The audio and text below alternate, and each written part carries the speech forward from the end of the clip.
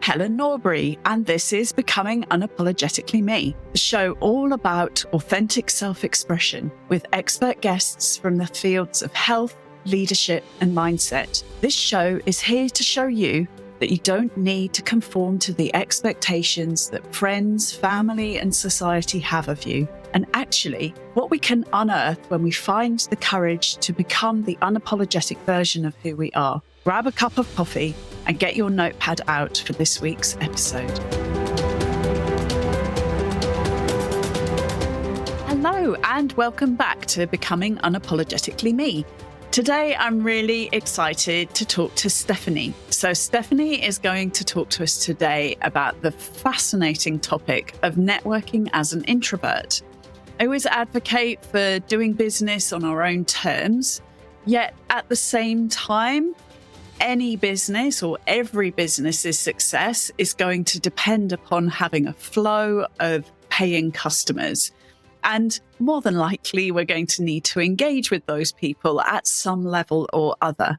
So Keith Ferrazzi, who's someone who I really admire in this field, he's the author of a book called Never Eat Alone. And he holds a view that introverts can actually be better networkers as they listen more closely and ask the right questions to build a really deep relationship. What's your view on that, Stephanie? Hi, Helen. Yeah, I've heard a lot of the rhetoric around introverts having hidden superpowers and in some ways being better than people that are not introverted. And, I'm hesitant to say introverts are better because I think that's mirroring what we heard for so many years, which is that extroverts are better. And it's not about one being better than the other. We all have unique strengths. And when it comes to networking in general, there are certain ways in which introverts can thrive that maybe an extrovert couldn't in that context. So when it comes to the deeper listening, when it comes to potentially being able to read a room where some introverts can take it a bit too far is not just reading the room, but reading into things, maybe to the point where, we're seeing things that are confirming limiting beliefs that are keeping us from engaging. Yeah, really interesting that. Yeah. So do you believe that we're born confident or not born confident, or it's a skill that we learn in childhood, or something that we're constantly fine-tuning through our lives? Confidence has been referred to as a muscle. However, most babies are unapologetic about their crying and their screaming and their wants and their needs. And, there's a bit of brain development that needs to be had, and then as adults, I do think that it can be learned. We are almost taught to become self-conscious or aware of our impact on others. And some people can take that to an extreme, and it really is a balancing act. There is a difference between being self-aware and self-conscious. So I believe that a lot of people, specifically that I've worked with, have perhaps an opportunity to pull back the self-consciousness to be self-aware, but also self-accepting and self-expressed. Mm. Yeah, this is a really interesting conversation. It's reminding me of a conversation I had a couple of seasons ago, actually, with someone with all of these different aspects of ourself that kind of weave together, and how we kind of find that really authentic version of ourselves within all of those different selves that you've just touched on there. Can you define for me and for everybody listening what you think of by a confident introvert? Because at first glance, that feels like a contradiction in terms. Right. And that's what I think, that there's so much of that in the world. We are so multifaceted. And sometimes we can focus on one aspect and then tell ourselves, oh, but I can't be that if I'm this. And it's not even just us, it's society at large. So, for example, the title of my first book, Confident Introvert, came to be because it was sort of playing into that duality where, it's a networking book, a human connection book. And when I was writing the book, I was really heavily producing and hosting events, and people assumed that I was completely extroverted because they only saw me in that context. People aren't seeing the downtime, which is a more introvert friendly activity, I would say. So yeah, it becomes one of those things where, okay, I do have these tactical, practical tips and everything to share through a networking lens, but specifically to help people who identify as maybe having softer demeanor or maybe being a bit more reserved or thinking more before they speak and all those sorts of things. But then I realized, oh, wait, people don't know that side of me. So I thought it would be interesting to specifically highlight both aspects and call myself out as being an introvert. And to be clear, it is a spectrum. I'm not claiming to be 100% introvert. I'm probably more, 60-40 in Yeah. terms of breakdown. But yeah, we all have the ability to connect with other people. We're a social species and, we're born into family units. And then many of us go on to create our own families or friend groups. And, it's such an opportunity to be able to connect, but sometimes there are things that can get in the way. So yeah, the goal of Confident Introvert is to practically help out with the things that get in the way to remove those blocks, but also it garners a sense of self-acceptance of, whether someone is only seeing the introvert side and they're not seeing the confident side, or if they're only seeing, in my case, the confident side and not the introvert side, we're able to hold it all and be it all. It's really interesting, isn't it? Because I would definitely identify with that person that you're describing as well, similarly to you, what I've heard called an ambivert as well, with elements of introvert and extrovert. Yet quite often the public perception is that, well, if you're out there and you're talking to people, you must be an extrovert. You can't possibly be an introvert. I think what I've always tried to explain to people is I can do that for a while, but then I need to kind of just have a little bit of space and I process kind of internally rather than externally. And I guess the understanding that those two things are not necessarily mutually exclusive, that you can be chatty and convivial and, all of those elements of what has typically been thought of as an extrovert, but still kind of get your energy from inside of yourself. Absolutely. And that's another misconception that introverts are necessarily quiet or not public speakers or, a lot of compelling networkers, but also public speakers that are able to really connect with the audience. And not to paint extroverts as being totally out of touch, just, speaking to hear themselves talk. That's not always the case. But there tends to be a greater level of introspection and self-knowing that many introverts have engaged in throughout their lives, whether it was through natural disposition or through circumstances that made them want to retreat into themselves, or maybe a combination of the two. So that for a while, it can be the antithesis of connection with others when you're kind of spending a lot of time on your own, but then you get to know yourself. And ideally, you like yourself, love yourself, and come to intimately know and accept the parts that maybe are less lovable by, certain individuals or society, so that you can show up in a way that is leading by example in a way and embracing who you are and how you show up, where there's a greater level of resilience if other people are not totally loving how you're showing up. Or, sometimes I like to flip it on its head. If, let's say, one of your listeners, for example, is an overthinker and is kind of thinking of, okay, the worst case scenario is that I enter this room and people are judging this about me or that. What if people were thinking the best possible thing about you? So it can feel like you're kind of positively brainwashing yourself in a way. But if we can give as much or ideally way more attention to best case scenarios and allow them to play out, then our confirmation bias allows us to see more of those things. And yeah, with positive psychology, it's one of those things where if you're not currently doing it, it can seem like, oh, that's so simple. And is that really going to work? But, what we dedicate our conscious time to becomes how our unconscious mind is running in the background. Absolutely. I prescribe to all the thinkings around positive psychology as well. So really get that and resonate with what you're saying. So, if you were to come across somebody who's formed an identity that says something along the lines of, I'm not good at networking because I'm an introvert, what would you want to tell them, building on what you've just shared around stepping into a different identity to start with? But what else would you like to share with them? It's important to be aware of a fixed mindset versus a growth mindset. So Mm, these are concepts by Carol Dweck, fellow author, and she talks about this idea that we think, okay, we're born a certain way, like into a certain social class or, whatever it is. And that's just how it is. You need to accept your lot in life. And that's how it's yeah. always going to be. Versus a growth mindset is more curious and forward thinking. And okay, if I'm good at this thing, maybe I could become even better at that thing. Or if I'm not so great at it, maybe I could improve it. And especially when it comes to networking and human connection, I like to encourage even questioning, is it true that you're not good at it?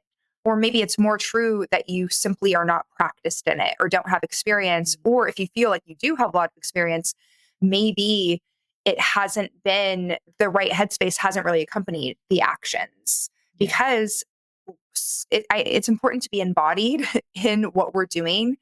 Because if we go into a space thinking, oh, this is not going to go well, then what do you think is going to happen? But Yeah. if we're going to a space authentically open, people can feel that and they're more Mm, receptive. And yeah. not everyone will be receptive. It's, you could enter a space and just want everyone to be your best friend and really like you. And, it could happen, but just being prepared for, I heard this quote that you can expect, and this is very, if this helps people, I'll put it out there that you can expect about a third of people to like you, a third of people to not like you, a third of people to not really care. Mm, And essentially what that does is it levels the playing field and it eliminates this expectation of everyone liking you, everyone not liking yeah. you. I mean, there are plenty of people that are just focusing on their own stuff and they're going to not have much of an opinion. But ideally, there isn't really that much of an emphasis on, do these people like me? First of all, do you like yourself? And Yes. then are you able to see the best in other people? And I think those two ingredients can open so many doors where it's less focused on getting external validation and other people telling you, oh, you're okay. Like you deserve to be in this room. Because Mm, there are certain rooms where you're not going to get that reinforcement and you have to know, oh, yeah, I belong here. I like to also think, when it comes to confidence, social confidence or career confidence, viewing everyone as your peer. So that means, the CEO of a multi-billion dollar organization. Yep, that's your peer. That's a human like you. yeah. And, Yeah. on all ends of the spectrum. And someone who's not doing so well, that's your peer too. And Yeah. it's this ability to stay humble, but also see yourself in the highs and the lows and just kind of being rooted in what qualities make you human. What I'm hearing in there as well is a lot of, dropping judgment. And because that perception of what you might think others think of you or what you think of them and the judgments that are tied around all of that, they actually weigh really heavy, don't they, in terms of allowing you to show up in any given situation. Yeah, there's this concept actually, the looking glass self. It's one of my favorite sociological concepts. I do mention it in the book, and Mm, it is based on a study of recidivism in prisons, which is when, let's say, people commit crimes perpetually. And what it showed is that when people are thinking that people are thinking of them in a particular way, there's too much cognitive dissonance to act differently. So they will act in alignment with not even how they think they should act, but how they think other people think they're going to act, for better or worse. So in the case of crime, in certain marginalized communities, there are some people, studies have shown this, that are more likely to actually commit the crimes because they have the belief that is typically backed up by a bunch of statistics that, yeah, they're going to be sort of treated in that way or typecast in that role. So what we can learn from that is to take your power back and to mm, maybe entertain to be really clear on who you are. And of course, be open to learning things about yourself that you didn't already know. We all have blind spots, Yeah. but there's really this opportunity when we become aware of these concepts that mold society and shape society that, okay, maybe we're not immune to those things. And if you're not already clear, how do you think other people think of you? Go ahead and write that down. And do you want that to be true? Because if you don't, it's time to start thinking something different. Gosh, that's fascinating. So what were some of the defining moments of your childhood and your upbringing that kind of shaped who you are today? Yeah. So, okay, something that I've become a bit more forthcoming about because I think it's important in my latest book, Not That Sweet. It's about identity and the different labels that we're given that maybe fit or don't fit or boost us up or tear us down or help us feel a sense of connection or disconnection. And at least with me growing up, I wasn't necessarily given the label of, a black sheep or scapegoat of the family I was born into. I just knew I felt super different. Then I was Mm, like, how did I end up in this particular family? It just didn't really seem to drive yeah, in terms of values and the way that, we were connecting ourselves, even from the time that I was really young. I wasn't really fitting in. So, that can translate into how you relate externally, at school and then in yeah, your career and things like that. So I've, in my adult life, it's very clear, oh yeah, scapegoat, I like responsible for the family problems. Yep. That sure. it typically fell on me, whether I was like in the room when something happened or not. And yeah, sometimes it's about understanding, okay, that's a label that helps me understand certain behaviors towards me and other labels that accompany. And Mm, it's really there's this opportunity to reclaim our identity. So even, the yeah, title confident introvert, that can be an empowering title that some people resonate with. And they see that they're like, oh, actually, that's me. I'm a confident yeah, introvert. However, I would say at a core level, extroversion, it's all it's a spectrum of expression that depending on the people that we're around, the spaces that we're in, we can either feel energized or depleted. And it's yeah. not always linear. It's not always like this same situation or this same person. I mean, Mm, maybe it could mostly be energizing or mostly be depleting. So you get an idea where you're not just floating around wondering what's going on. But I just really think ultimately we have so much more in common. We do have these quirks. We have these quirks in personality. But if we can really get to the root of, and I shared this before, but our shared humanity, that's where we're able to let go of so much of the stuff that doesn't serve us and that can hold us back from being unapologetic and being connected because true connection is not. So, this is Brene Brown. I'm going to bring Brene Brown into this space in terms of her rhetoric, but she talks about true belonging. And true belonging is not to be confused with fitting in. And some people think, oh, like I'm at a new college or I'm at a new company and I just want to fit in. So you mm, observe, what are people wearing? How are they speaking? And that's really, I mean, that can help with a sense of social comfort, but ultimately that's not going to comfort your soul. That's not going yeah, to let you know that you're doing what you're here to do. I mean, even if you like to wear bright colors, I may be speaking from experience, go ahead and wear the bright colors, even if everyone else is wearing, you know, neutral shades. And there's this fine line between creating yourself and being yourself. If you've been mm, holding back for so long, then maybe it can feel a little fake. When really, yeah, I do not advocate for fake it till you make it. I don't think there's anything fake about being or trying on different ways of being that are all true to who you are. And you just simply get to choose what feels good. And if it feels good to you to show up in a certain way, whether it's the way you dress or personality wise, then that's a sign that's your truth. love that. And it's definitely been a part of my journey as well. I've had my hair all sorts of different colors at different times and, just love being able to express myself that way. And like you say, through color and just trying on different versions of yourself and seeing which one feels the most authentic version of you. So I love that. So you mentioned earlier about obviously people and connection being a really important part of who you are. So who were those people that most influenced your life so far?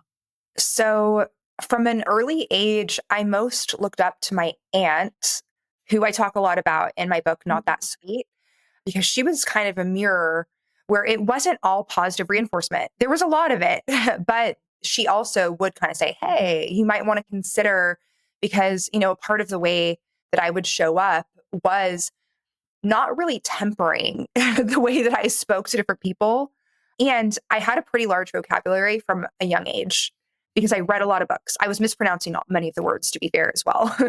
But I just remember that would intimidate my parents, for example. And my aunt would say, this isn't about you being yourself. It's about helping you connect with people. And it was such a reframe for me where instead of just being completely the same with everyone, it's okay, let's take another step to, and this isn't to be confused with being apologetic. It's if you really want to connect with a large variety of people, it's not to be confused with your inner circle and your core tribe. I feel like there should be like no censorship and just you're able to really fully be exactly how you naturally show up.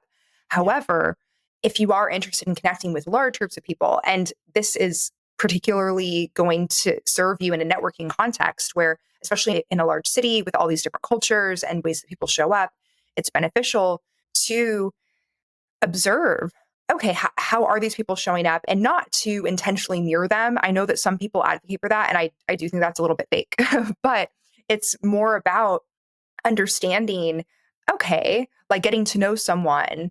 And yeah, it's possible that, in the case of using all the words, like maybe you wouldn't know at first if someone doesn't understand a word, but maybe they look confused when you say it. So then you can subtly, without calling someone out and say, oh, do you not know what that means? Because that could be offensive to some people Yeah. that are less direct communicators. What you might want to do instead is just sort of lightly define the word that you just used, where they seems a little bit confused as your speech continues. So there are ways, social fluencies to, because the thing is, people want to feel connected. And what can get in the way of connection is if they feel like you're creating distance without maybe even trying to, by being so much of an individual, maybe where it's highlighting not necessarily like ways in which you shine, but some people can, and you can't control this, but some people can internalize those things and feel badly about themselves. So it's not about dimming yourself at all. But, that example that I gave, where maybe you still use language that you typically use, but then you define it in a subtle way, or you use a word, you're like, does that make sense? Where there are so many social nuances. And as you begin to put yourself in more social situations, if you make it one of your priorities to help other people feel at ease, because you're fine, you already feel at ease. I found that this really helps a lot of people that I've worked with to get out of their own head and seeking that external validation of other people comforting them, where, okay, you're already comfortable. And now it's an opportunity, you being in this space to help someone else, maybe who's by themselves. I do recommend that people go to networking events by themselves to meet new people. Yeah, it just becomes this beautiful sort of experience where you're transmuting what you used to struggle with. Yeah. There's a real generosity in that service, isn't there, of kind of bringing everybody along on the same wave, essentially. So what's it mean to you to be able to express yourself through both the written and, I gather, also the sung word as well? Yeah. So the written, spoken, and sung word, what it means to me is creating. And whether people see it or not, just the act of creating has been a really instrumental part of my journey. And the next level has been sharing. So, sharing a couple of books, and, I've been singing and songwriting for many years. And, they're all kind of, if you look into YouTube far enough, you will find a couple dozen songs. But right now I put one song on Spotify, And that was kind of an experiment of, okay, let's be even more visible with this. Yeah. And yeah, when you know that you have a message and there's less concern around perfection or around everyone thinking that the message is great or that your voice sounds great, there's just this freedom that comes with the first step being giving yourself the time and space to create, which often solitude can lend Mm, itself to that. And then yeah. I think the next level, when you again have that embodiment within yourself of, oh, I like this, like you feel proud of what you've created, Yeah. and then you're hoping that some people resonate, but you know that not everyone's going to, because especially when it Mm, comes to creative works, written works, spoken works, you could give the best speech and there could be someone that walks out of the room. It's just not for mm, them. But don't focus on that person walking out of the room. They could just be going to yeah. the restroom. You don't know. Yeah. But Yeah. they could, there's likely someone else who's completely captivated. So Mm, it's really an exercise in, once we become more visible with ourselves and with our work and with our creativity, it's a matter of where we place our attention so that we can, if we feel called to, continue to create. yeah. Goes back to what you were saying earlier about that third split, doesn't it? You're not going to be for everyone, and nor should you try to be for everyone, because you'll just be for your people, basically. Right. And it's like easier said than done, because I know coming from a family environment where I felt othered much of the time, Mm, then going into social spaces, initially I had a very low tolerance for yeah. people disliking me. And it could go either way. There are Mm, also the people that have a very high tolerance right away, but then they could go the opposite direction and sure. kind of say, "Oh, I'm a you know what," or just kind of really Yeah. like claim like I'm this horrible person, but I don't care. And it's actually no, let's not go in that direction. Yeah. So I think I can relate with especially the clients that I have had that want everyone to like them. And maybe they came from a people pleasing background where they Yeah. were never the black sheep or othered because they've just been the golden child this whole time. It's a spectrum. And and truly, once there's that greater sense of self acceptance, and everyone has their own unique journey into that. But I will say, learning by doing and getting out there in social situations and allowing yourself to be pleasantly surprised Mm, by the connections that you're able to make. yeah. And I guess on that subject, what have been your experiences that from your point of view have allowed you to make those connections and to inspire others, whether those are clients who can now get out there and network or connect with others, or people who've read your books. What are the experiences that have created the opportunity, I suppose, for you to be able to do that? I'm going to start at a foundational level and emphasize the importance of working out, getting enough sleep, all of those things, showing so that you're able to show up in a positive way because you're feeling happy within yourself. And then I am an advocate, especially if you would like to grow your career. You don't need to be in one of the major cities of the world. However, I do think it's really helpful to have more of an influx of opportunities coming in. But you can make opportunities happen wherever you are. However, Yeah. I just think there's a certain magic. San Francisco is a city that I really love. New York is always great, in America in particular.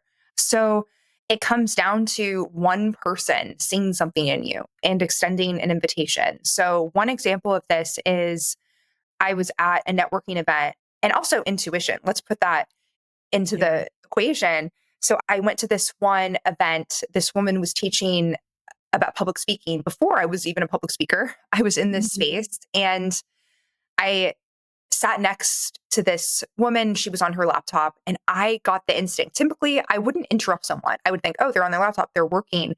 But something told me, say hi to her. So even though it didn't seem totally rational, I did. I just said, oh, hi. And then she shut her laptop. She's like, oh, I've been doing too much work. Thanks for snapping me out of it.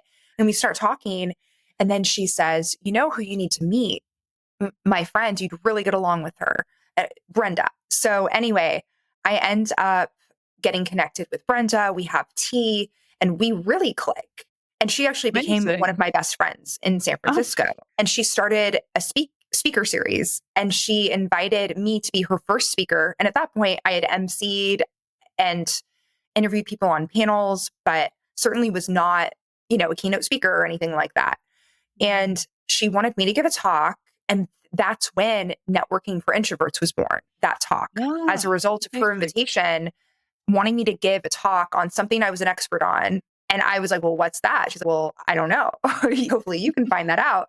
So it just, yeah, receiving that invitation. And instead of saying, oh no, I don't have a talk, or, Mm, oh, let me get back to you, just rising to the occasion yeah, and saying, oh yeah, sure, within a month I'll do that, even though I had no talk. And I yeah, wasn't claiming that I had one. I was like, oh, I'm going to make it work, because it felt exciting and a yeah, little nerve wracking. And then it was one of those situations where, when you know that you're doing something you're meant to be doing, is when things, it's not to be confused with being completely easy the whole time, but there's an element of flow. So the presentation of Networking for Introverts, I didn't complicate it too much. I just put on paper, okay, what are all the things that I know?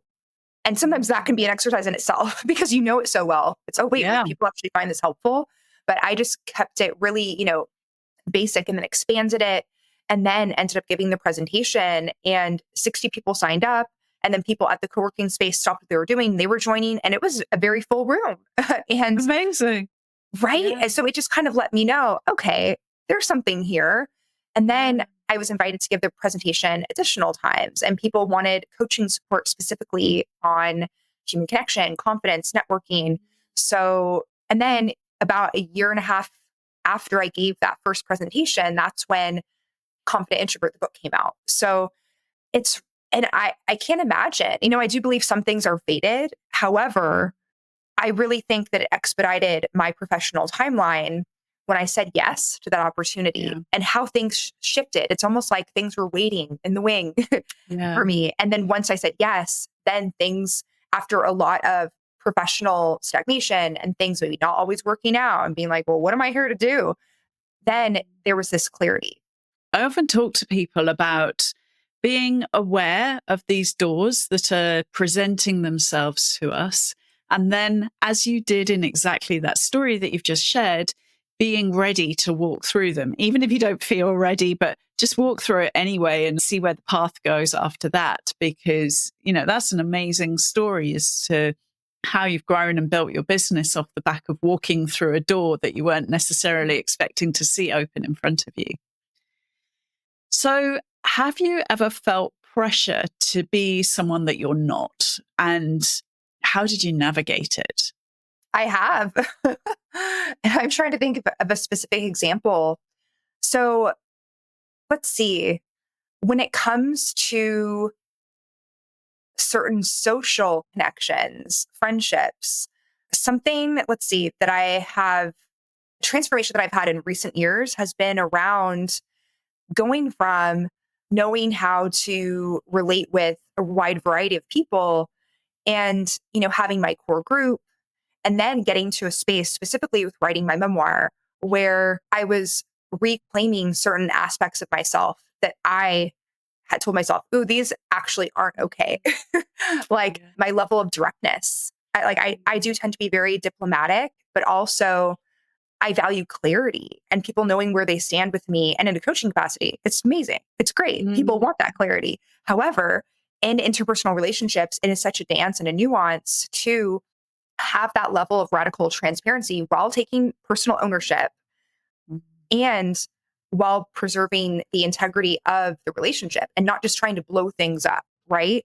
So, yeah, it's been so nuanced, and always strive to communicate before I say something. I like to get consent. Hey, so mm, I have an opinion or an experience that could feel triggering. Would you like me to share it? yeah. Or do you want to hear what I have to say? I like to get that opt in. And then I also like to say, and I really care about this connection, and this is why I'm going to share it, because I think that us having a shared awareness of this part of my experience within this friendship, within this dynamic, can help us strengthen. So, yeah, there have been some friends in recent years that maybe they actually didn't want to hear what I had to say, but they Mm, said yes based on conditioning of, oh, someone asks if you want to hear what they have to say and they're your friend, you should say yes. But maybe they weren't actually ready for it. And yeah. I'm of the belief that we can be as careful as we can. We can read people, but ultimately, I do think that if someone says yes, and if they weren't prepared, it's not the burden of the person that asked permission. So Yeah. it's a learning opportunity and experience. But yeah, there's been some recalibration in my personal relationships in recent years when I started having more of those conversations, because a part of the conditioning that I really internalized was you have to pick your battles and you have to put up with so much that you don't really like and then only express it when it really matters. Yeah. Where actually, the kind of close relationships I want to have are more free flowing in all directions. It's not just a complain fest, that's for sure. It's all constructive and it's all focused on not just one person's comfort, but I'm somewhat of an idealist. And this has actually served me well in many regards because it allows you to achieve what maybe at one point you didn't think was possible and what other people that maybe are more pessimistic or Yeah. by the book realistic, like they only Mhm. believe it if they've seen it done before. But no, I do believe that people that are attracted to my work and people that are tuning in right now probably have some expectations of their life or hopes for their life that maybe not everyone thinks is realistic. But, a key part for me has been to express boundaries and to express Yeah. desires and interests, regardless of if I'm positively reinforced every Yeah. time. Yeah. Amazing. So, what helps you to feel freedom in your life? Freedom for me has been accessed through what we were talking about, this not censoring myself. Yeah. And of course, taking a pause and being thoughtful about what is said. And if there's really heightened emotion, like a lot of anger or a lot of sadness, maybe I'm not speaking directly in that moment from that space. I do believe in, emotional management and ownership of our own emotions. But if it's something that you've been thinking and feeling for a long time and you're not saying it, that's like an internal emotional prison. So Yeah. freedom to me is having that element of thoughtfulness. But when when you're sure, and it's time to tactfully, diplomatically, and clearly state what you want Yeah. to see, what the best next step is for the dynamic that you're Mm. in. And that can feel Yeah. radical because especially women have been taught to put their needs and wants on the back burner and to put everyone before themselves. And there's almost this rhetoric around, like you or them, when Mm. really, hold on, what about the person that puts themselves first? And then everyone else is a really close second. And maybe there are Mm. times where there's sacrifice. So then other people are first. It's not like my way or the highway every day, Yeah. all the time. There's so much nuance that people can miss out on. And it can feel radical and free Yeah. to claim for yourself that you care how you feel, even if other Yeah. people don't. Yeah. Amazing. I love that. So, just to kind of wrap this all up, if you could go back in time, what advice would you give to your younger self about your health, your authenticity, your values, any of those sorts of aspects of who you are? It's kind of a variation of advice that I chose to live by when I first started my career. And that was always choose the bolder choice. So, when given two options, which one feels bolder? Which one feels maybe a little scarier? And then, if it does feel like it's just a big ball of fear, something that I would sort of revise instead of just saying, go with the bolder choice.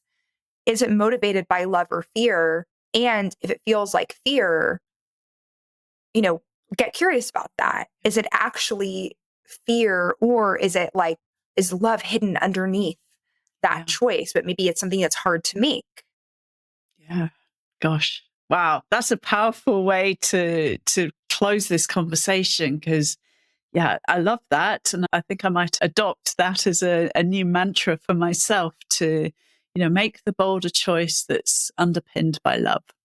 Thank you so much for this conversation. It's been a really inspiring, thought provoking angle on the whole conversation about confidence and connection and how those all interlink together. So, Thank you so much for sharing. Obviously, we'll have details in the show notes about both of your books so people can explore more about those as well. And really appreciate your time sharing your thoughts and your insights and perspectives with us. Thank you so much, Helen. This has been such a great conversation. Happy to be here. Great. Thank you. Thank you for listening to this episode of Becoming Unapologetically Me. Make sure you subscribe to the show on Apple Podcasts, Spotify, YouTube, or wherever you listen to your podcasts so you never miss an episode.